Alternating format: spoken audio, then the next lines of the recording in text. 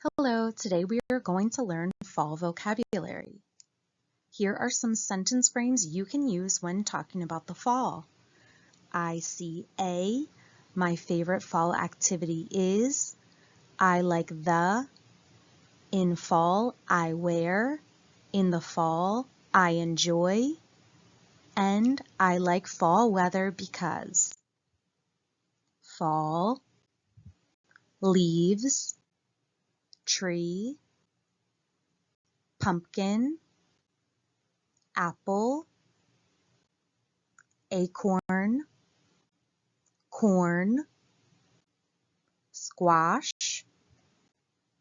harvest, scarecrow, sweater, jacket, rake, yellow, brown, orange,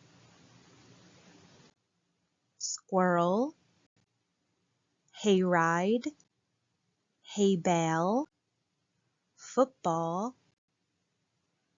Come back anytime, boys and girls, to review your fall words. Thank you so much for watching. Please go comment now using one of these fall words. Bye!